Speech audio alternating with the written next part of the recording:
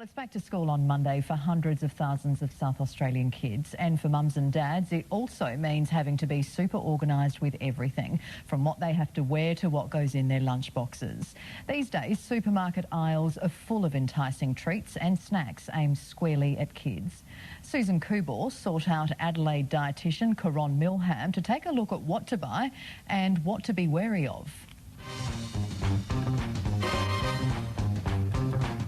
It's really challenging to pack a lunchbox that is healthy but also attractive to the children. A lot of the parents in our study have told us that they have found it really difficult to decipher the food labels, the food packaging.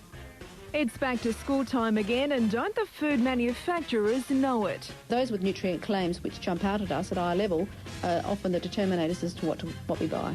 It's very commercialised. We're getting a lot of the current cartoon characters or movies that are out at the moment. What are we going to put in your lunchbox? Adelaide mum Liza Dodsworth packs lunch every morning for her two young girls and knows how tough it can be to make healthy choices at the supermarket. It's easy to get attracted to the products that say 97% fat-free because we're trying to make sure our children are having a low-fat diet, but often those are the products that are the most high in sugar. It's very difficult going through the supermarket maze and walking out the end of it with exactly the right product. Adelaide dietitian Caron Milham says supermarket shelves are stacked with products all competing for a place in the school lunchbox, using clever marketing to grab you and your child's attention. And they really do want help, and they do want their hand held often, because it is a minefield out there. And it's no wonder parents are becoming increasingly concerned about what they buy.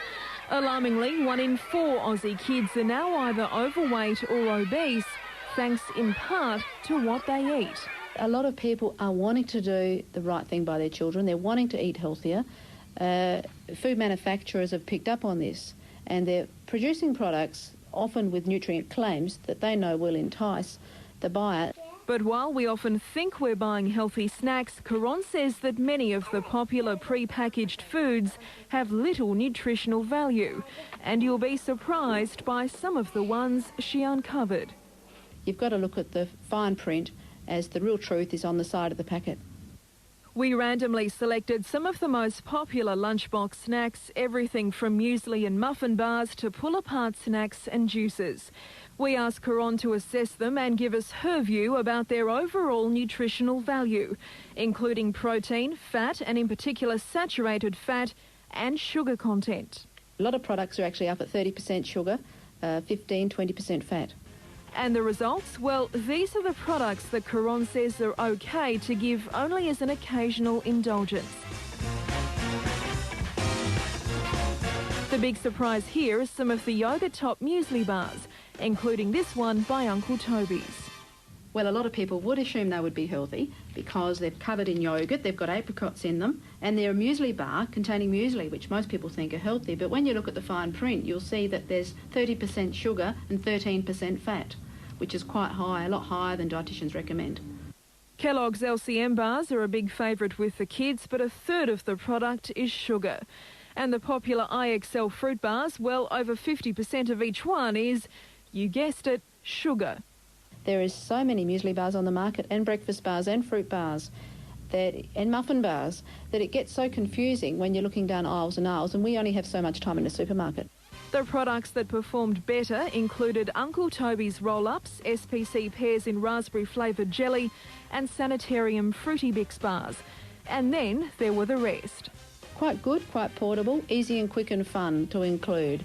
Caron says the good news is there are many packaged products on the market that have not only nutritional value, but the kids will enjoy them, like cheese sticks, fruit and nut packs, even pretzels.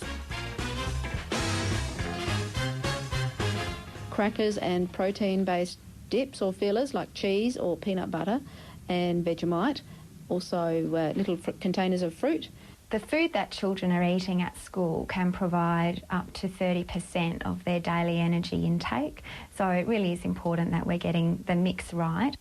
Dietitian Rebecca Perry from Flinders University has been working with a group of parents and their kids in the fight against childhood obesity.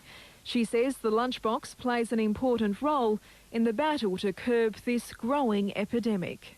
I guess the most alarming consequences is that children who are overweight and obese in childhood do tend to remain overweight and obese as adults. So they're carrying with them most health risks through the rest of their life. So we're really looking to intervene early. We tend to try and give the children only one snack in their lunchbox at a time, so it's important that when we're out shopping that we try and keep the one snack limit in our shopping basket as well. In fact, healthy eating has become such an issue for parents.